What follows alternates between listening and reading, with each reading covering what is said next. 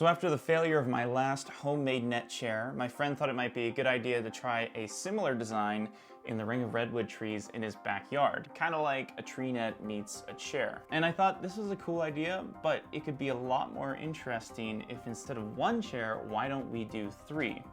Here's the pitch I came up with for him. So basically, instead of just pulling into one central ring, we actually have 3 separate rings embedded within a big spiral weave perimeter. And then to connect those 3 rings, I'll do a triple figure-8 weave, which is a term I just coined, to cross between them to form that cross weave. So it's a little more dense and your feet don't fall through those spokes right there. Then we'll put the crescent at an angle and then pull each of the 3 rings down to form 3 different sitting areas that are all stitched together in like a massive tree net, resulting in a dynamic sculpted net surface that's perfect for lounging. So then once I had this idea kind of nailed down, I took it to my friend, and he was admittedly a little concerned, but I reassured him that it would be easy. I made all these models, I knew exactly what was going to happen, and so I got the go-ahead from him to put this plan into action, which hopefully we will see in the next video, so stay tuned for that.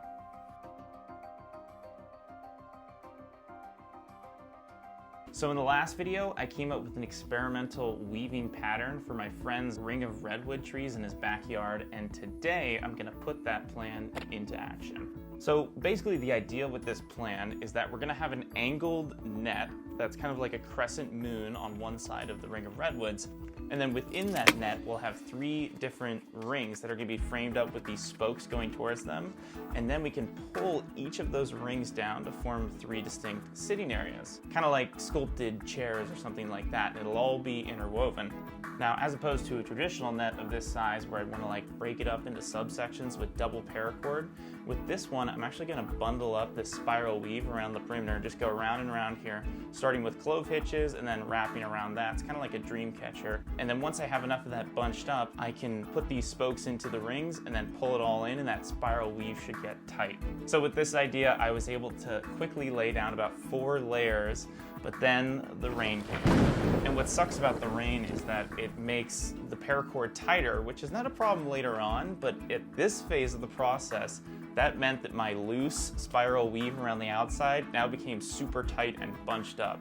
So that's not great, but I'm hoping that it is not a problem in the future. If I just keep adding layers, I'll have enough to pull in later, which we should see in the next video when we begin mounting the rings, so stay tuned for that. In the last video, I set up the perimeter of this experimental tree net in my friend's backyard, and today I'm going to begin mounting the 3 rings that we can then pull down later on to form 3 distinct sculpted sitting areas. So to begin framing these rings up in the right space, I used these scraps of paracord in order to get the positioning right of the ring, and then I whipped out my green paracord, which is what will actually be on the net in the end, and then started zigzagging back and forth, tying a cow hitch on either side. But once I got started on this, what I realized was that spiral weave on the outside that was supposed to save me a bunch of time was actually giving me a huge headache because it was this totally inconsistent border to bounce off of. Now on the chair, this wasn't really a problem, I think, because it was on a smaller scale.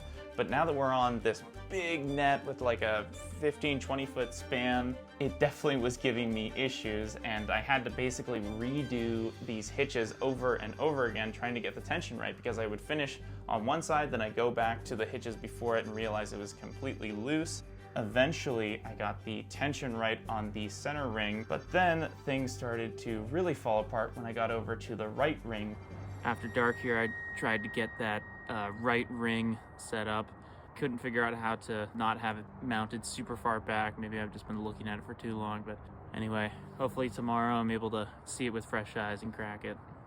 I mean, it's kind of hard to get an idea of what the chair is going to look like with you sitting there, but... In the last video, after many hours trying to mount the center ring of my experimental tree net, I finally got it finished, but then I ran into a ton of issues once I tried to do the same on the right ring. So I was determined to get this thing done. But when I showed up at the property, I found my friend's niece there who wanted to learn all about how to weave a tree net. I didn't really know what to do, so I just told her to film the project. No, film like, so the frame is just filled up like this. I tried to kind of direct the shots I wanted, but clearly she had her own vision. I I can go high. And honestly, it was actually kind of fun after a certain point, just to see what she would do with the camera. And it made me think about like the net itself. Like at this point, I had tried all these different arrangements of the ring, and I thought it was going to be fast, I thought it was going to be quick, and all of my timetables had gone out the window, and now it's just kind of left lost on this net. And now it will be done. And then the net was done. Around that evening, I actually finished that right ring, which was a huge relief. So now that we have that done, we can move on to the left and final ring. And once we have that done, we can move on to that triple figure 8 cross weave, so stay tuned for that. What I've realized about doing something new is that there's this initial excitement of how it's gonna go, it's gonna be this amazing thing, this amazing dream, and then you go to actually do it, and you realize it's taking forever, and you're all alone. And so then there's this moment where I have to basically give up. Not on the project, but give up on this idea that I have any idea whatsoever like what I'm doing or how long it's gonna take. And then something happens and it comes back.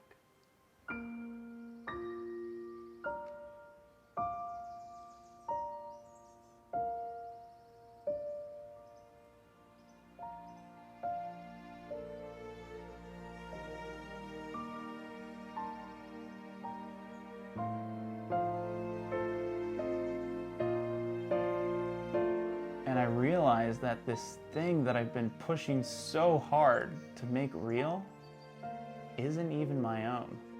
And all of a sudden, I'm overwhelmed with this feeling of gratitude for how lucky I am just to be witnessing something new come into the world.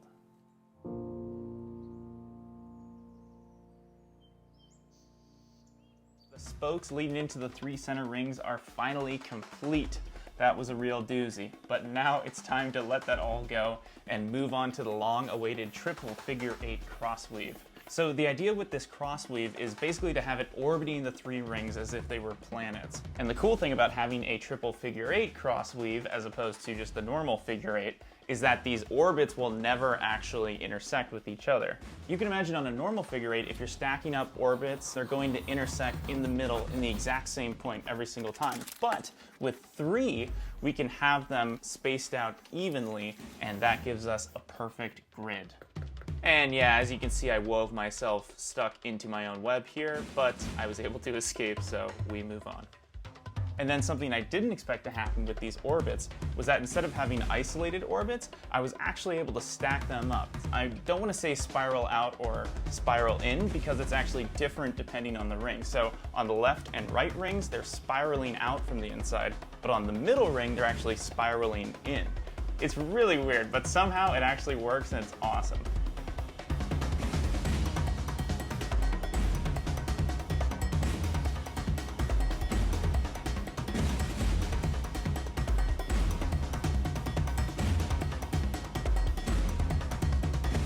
Stay tuned for the next video where I hope to finally wrap this thing up. So why was this tree net so hard to weave after all? From my previous videos, you can probably deduce that this pattern wasn't nearly as easy or efficient or fast as I thought it would be. And that definitely has to do with the inconsistent spiral weave perimeter that I was pulling the spokes off of and the difficulty mounting the rings. But there's actually a third reason I'm now realizing that made it harder, and that's the tensioning of the spokes. So going into this net, I thought I'd save all this time and effort by loosely weaving this spiral weave around the outside like my chair, and then pulling it in later with the spokes to get all this free weave. But in reality, what this meant was that I had to pull these spokes to the max final tension of the net all in one go, as opposed to building it up over time, which is something that happens naturally with a more traditional weaving pattern that I didn't even realize. So in the past with bigger nets, what I've done is I've broken it up into these subsections made out of double paracord, and by treating each of those sections as an isolated net, what that means is I don't have to pull as hard every single time. Yes, I'm tying more cow hitches or clove hitches, but each of those hitches is a lot easier on my wrist and less strenuous. You can think of it like pedaling a bike up a hill. You can either make a few really hard rotations in a hard gear, or shift to a low gear, make more rotations, but they're easier. So now that the net is finally nearing completion, we can test it out in the next video, so stay tuned for that. The net is finally complete, and to test it out, I think it's only fair that we bring back my friend's cousin, who was so instrumental in helping me bring it together. And as an added bonus, she brought her cousin from England, which was super duper cute. Yeah, this doesn't apply bounciness. I loved how the kids saw it with fresh eyes and like found things on the net I didn't even think of, like this slide right here. The slide.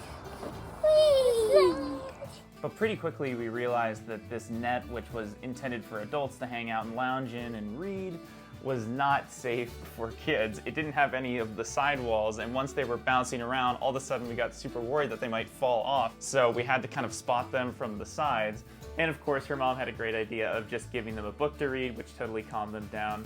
And it also kind of gave me a moment to reflect on the journey of making this thing. Even though this pattern was way harder than I thought it would be and took way longer, it did turn out pretty cool. I definitely wouldn't do the pattern again, but you never know what sort of breakthroughs this could lead to in the future. And more importantly, what I really want from these videos is to just share what I learned with you guys, the good, the bad, the failures, the successes, and then hopefully it will encourage you to actually try something out yourself.